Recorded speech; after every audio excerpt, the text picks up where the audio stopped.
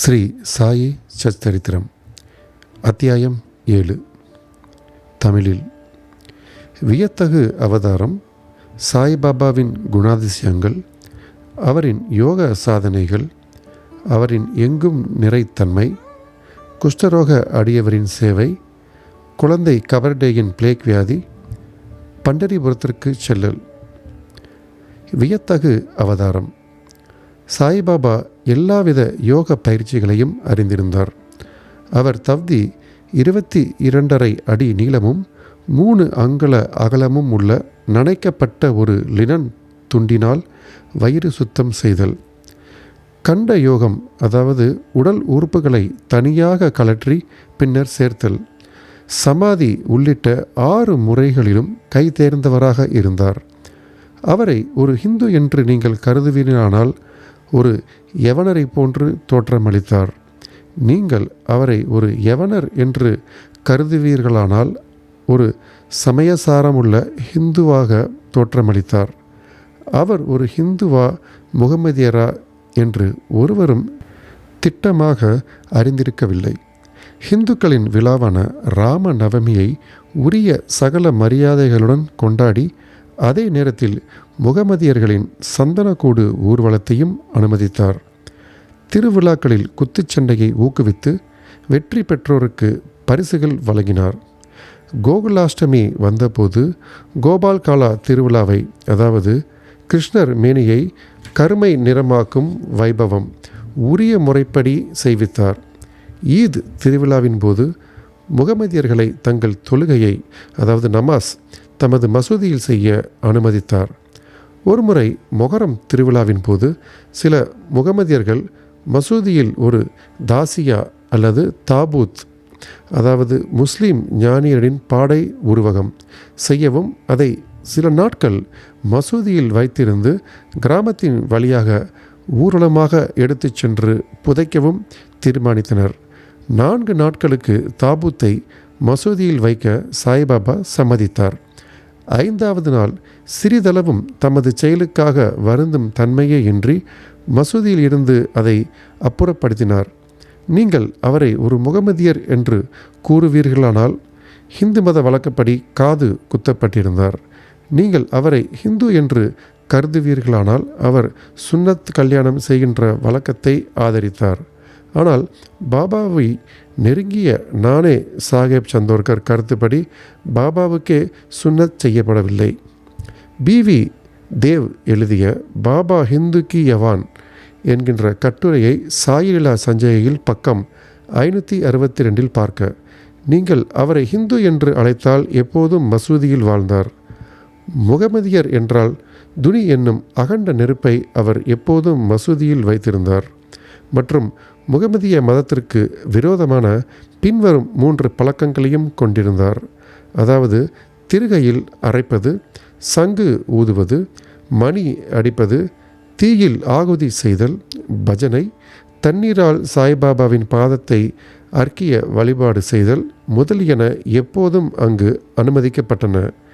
நீங்கள் அவரை முகமதியர் என்று நினைத்தால் பிராமண சிரேஷ்டர்களும் அக்னி சேத்திரிகளும் நீங்கள் வைதீக சம்பிரதாயத்தை விட்டுவிட்டு அவர் பாதங்களில் சாஷ்டாங்கமாக வீழ்ந்து பணிந்தனர்.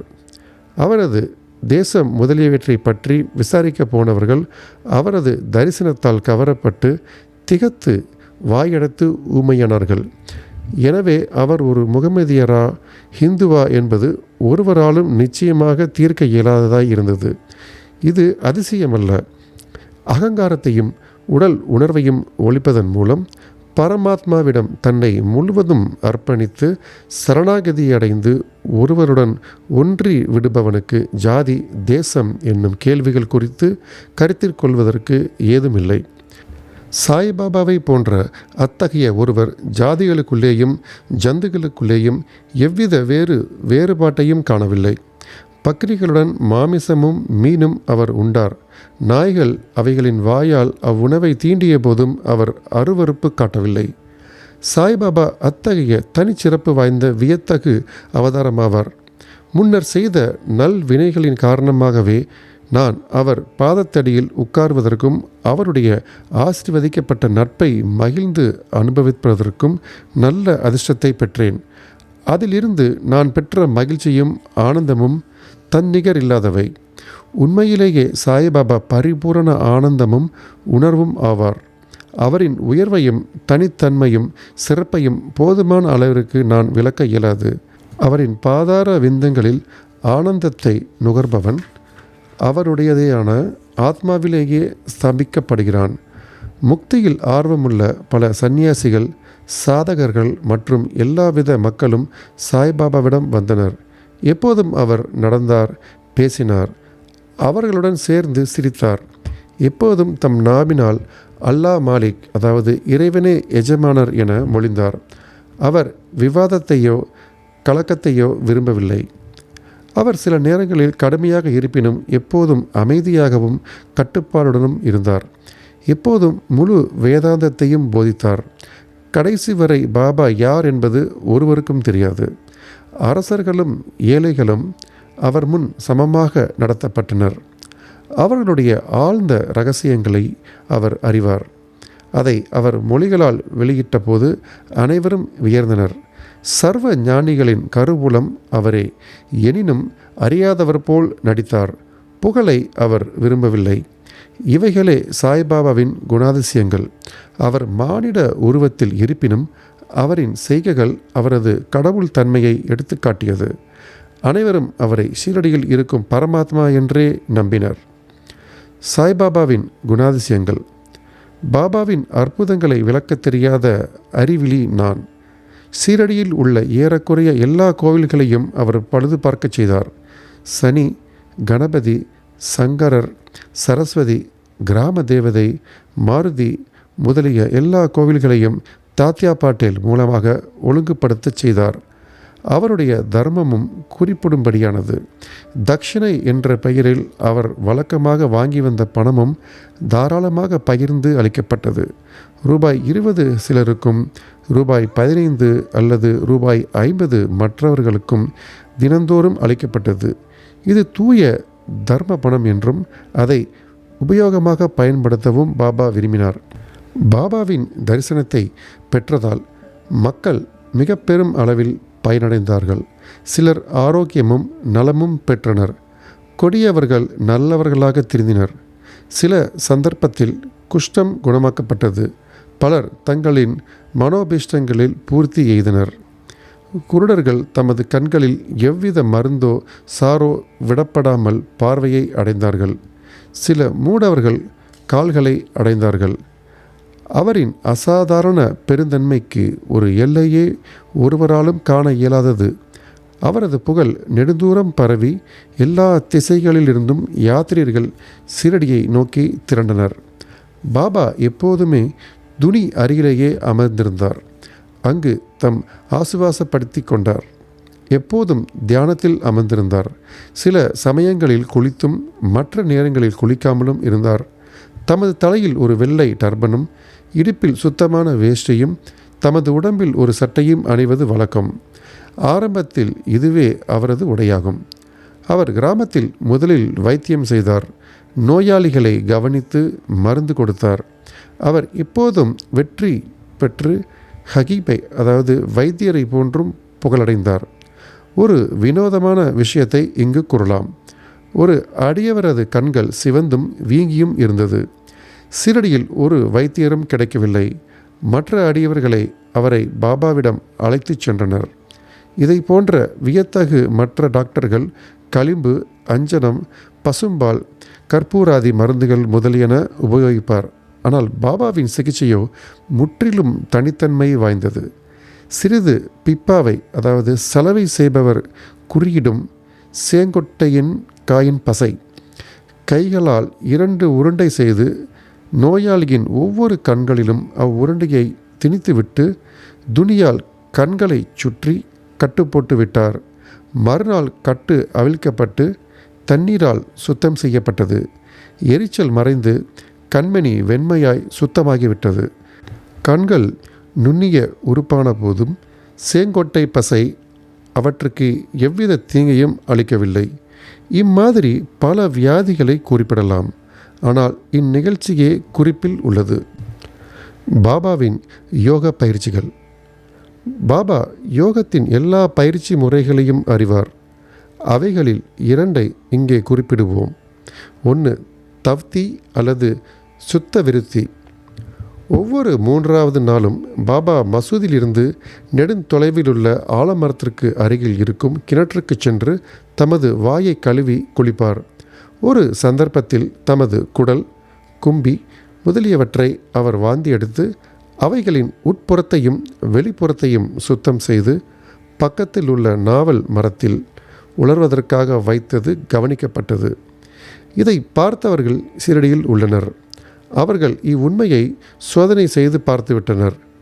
3 அங்குல அகலமும் 22.5 அடி நீளமும் உள்ள நனைக்கப்பட்ட லினன் துணியால் தவ்தி செய்யப்படுகிறது. இது தொண்டைக்குள் விழுங்கப்பட்டு ஏறக்குறைய அரை மணி நேரத்திற்கு வயிற்றுக்குள்ளேயே கிரியைகள் நடத்த வைத்திருக்கப்பட்டு பிறகு வெளியே எடுக்கப்படுவதே சாதாரண தவ்தியாகும். ஆனால் பாபாவின் தவ்தியோ மிகவும் தனிச்சிறப்பானதும் அசாதாரணமானதும் ஆகும். 2 கண்ட யோகம்.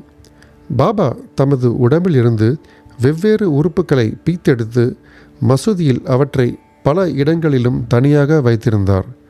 ஒரு முறை ஒரு பெருந்தகை மசூதிக்கு சென்று பாபாவின் உடல் உறுப்புகள் தனித்தனியாக மசூதியின் பல இடங்களிலும் கிடப்பதை கண்டார். அவர் மிகவும் பீதியடைந்து முதலில் கிராம அதிகாரியிடம் சென்று பாபா கண்ட துண்டங்களாக வெட்டப்பட்டு கொலை செய்யப்பட்டிருந்ததை அறிவிக்க எண்ணினார்.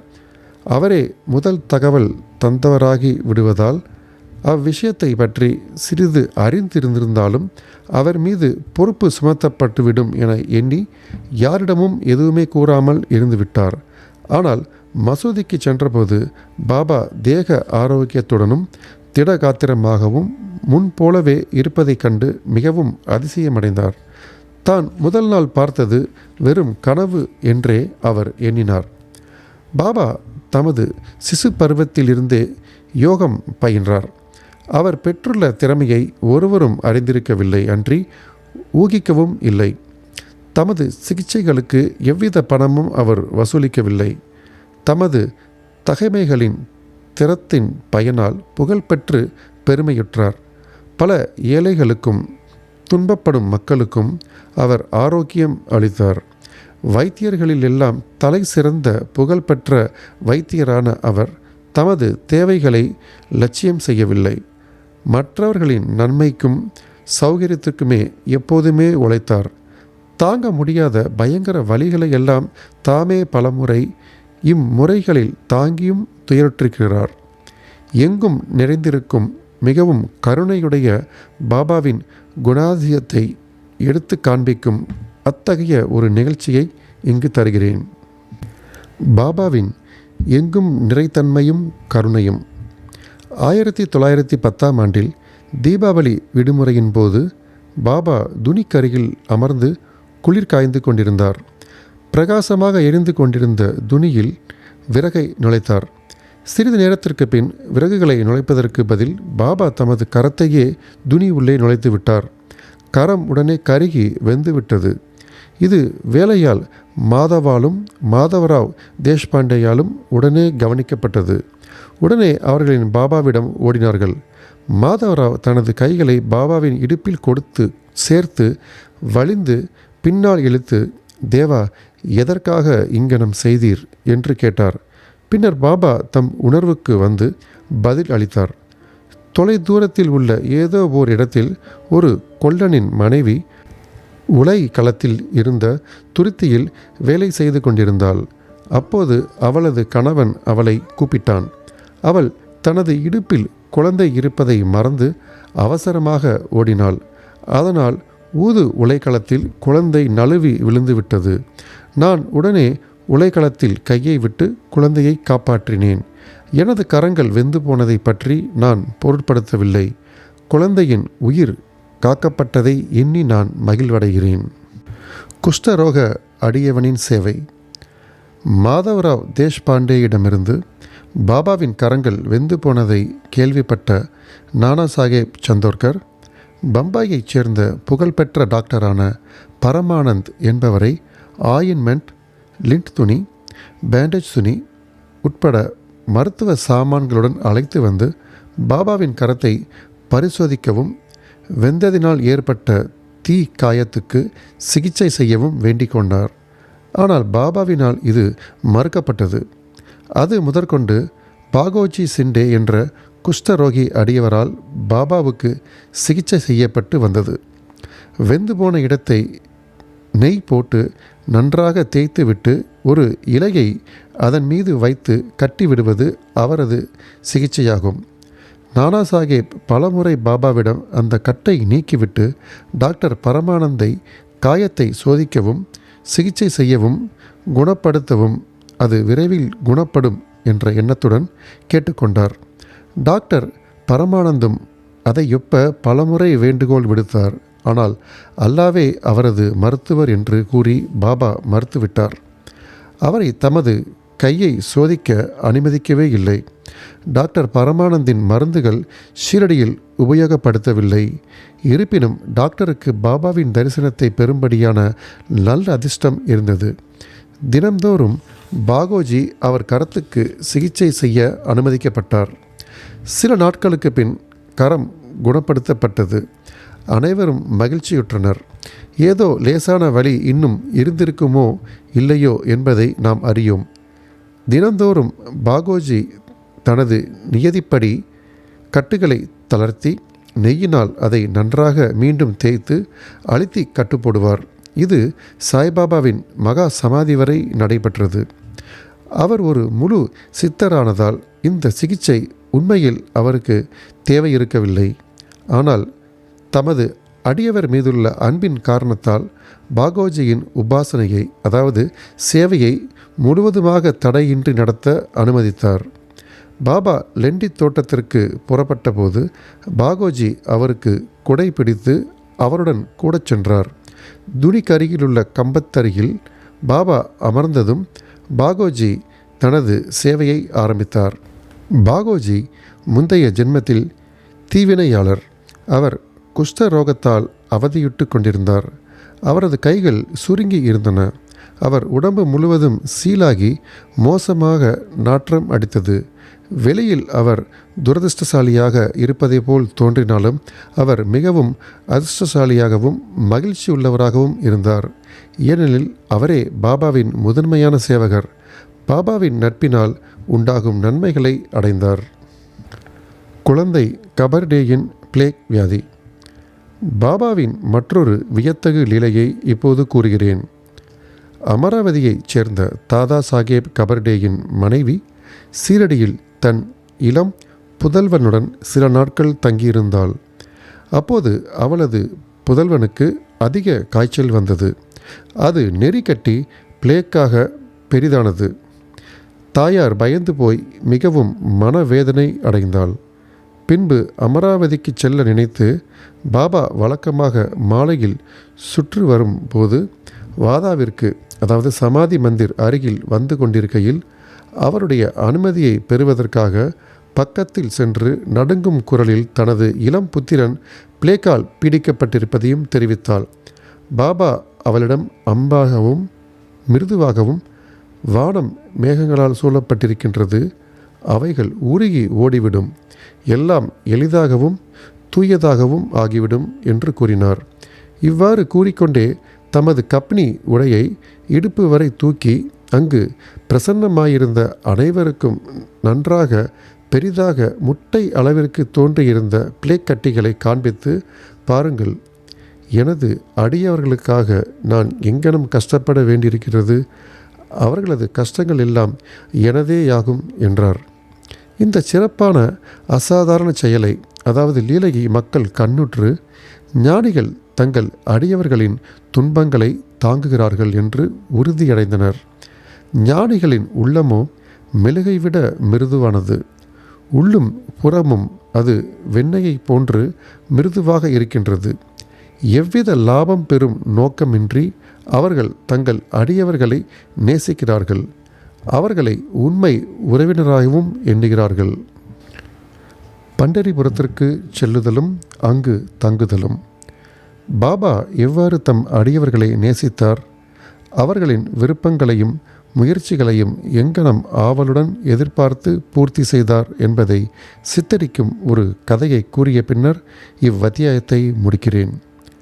காண்டேஷில் உள்ள நந்தூர்பாரின் மம்மலத்தார் நானா சாஹேப் சந்தோர்கர் பாபாவின் பெரும் அடியவராவார். அவருக்கு பண்டரிபுரத்திற்கு மாற்றலாகும் உத்தரவு வந்தது. சாய் பாபாவிடம் அவர் கொண்டுள்ள பக்தி பழுத்தது. ஏனெனில் அவருக்கு பூலோக வைகுண்டம் என்றழைக்கப்படும் பண்டரிபுரத்திற்கு போய் தங்க உத்தரவு கிடைத்திருக்கிறது.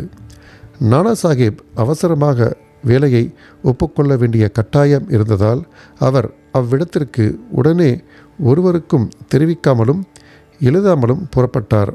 அவர் தனது பண்டரிபுரமான ஷீரடிக்கு ஒரு திடீர் விஜயம் செய்ய விரும்பினார். தமது விட்டோபா அதாவது சாய்பாபாவை பார்த்து வணக்கம் தெரிவித்து பின்னர் புறப்பட எண்ணினார். ஒருவரும் நானா சாஹேப் ஷீரடிக்கு போவார் என்று கனவு கூட காணவில்லை. ஆனால் சாய்பாபா இது அனைத்தையும் அறிவார். ஏனெனில் அவர் கண்கள் எங்கும் வியாபித்திருந்தன, அதாவது சர்வாந்தரமாகி. ஷீரடியில் இருந்து சில மைல்கள் உள்ள நீம்காவானை நானே சாஹேப் அடைந்தபோது ஷீரடியில் மசூதியில் ஒரு பரபரப்பு ஏற்பட்டது. பாபா உட்கார்ந்து கொண்டு மகள்சாபதி, அப்பா ஷிண்டே, காசிராம் இவர்களுடன் பேசிக்கொண்டிருக்கையில் திடீரென்று நாம் நால்வரும் பஜனை செய்வோம், பண்டரிபுரத்தின் கதவுகள் திறந்திருக்கின்றன, நாம் மகிழ்ச்சியாய் பாடுவோம் என்றார். அப்போது கோஷ்டியாக அவர்கள் பாடத் தொடங்கினர். அதன் பல்லவி, நான் பண்டரிபுரத்திற்கு போக வேண்டும், அங்கே தங்க வேண்டும், ஏனெனில் அதுவே எனது பரமாத்மாவின் வீடு. பாபா பாடினார். அடியவர்களும் அவரை தொடர்ந்து பாடினர். சிறிது நேரத்தில் நானா சாஹேப் தனது குடும்பத்துடன் வந்து பாபாவின் முன்னால் வீழ்ந்து பணிந்து அவரை தங்களுடன் பண்டரிபுரத்திற்கு வரவும் அங்கு தங்களுடன் தங்கும்படியும் வேண்டிக் கொண்டார். அவ்வேண்டுகோள் பாபாவுக்கு தேவையாக இருக்கவில்லை. ஏனெனில் மற்ற அடியவர்கள் நானா சாஹேபிடம் பாபா ஏற்கனவே பண்டரிபுரத்திற்கு போவதற்கும் அங்கு தங்குவதற்குமான ஊக்கத்துடன் இருப்பதாக தெரிவித்தனர். இதை கேட்டு நானா சாஹேப் உணர்ச்சி வசப்பட்டார். பாபாவின் காலடியில் வீழ்ந்தார். பிறகு பாபாவின் அனுமதி, உதி மற்றும் ஆசீர்வாதங்களை பெற்றுக்கொண்டு நானா சாஹேப் பண்டரிபுரத்திற்கு புறப்பட்டார். பாபாவின் கதைகளுக்கு ஒரு முடிவில்லை. ஆனால் இங்கு நிறுத்தி அடுத்த அத்தியாயத்தில் மானிட வாழ்க்கையின் முக்கியத்துவம், பாபாவின் இறந்து வாழும் வாழ்க்கை, பாயாஜா பாயின் சேவை மற்றும் பல கதைகளையும் கூறுகிறேன். ஸ்ரீ சாயியை பணிக. அனைவருக்கும் சாந்தி நிலவட்டும். மீண்டும் அடுத்த அத்தியாயத்தில் சந்திப்போம். நன்றி, வணக்கம்.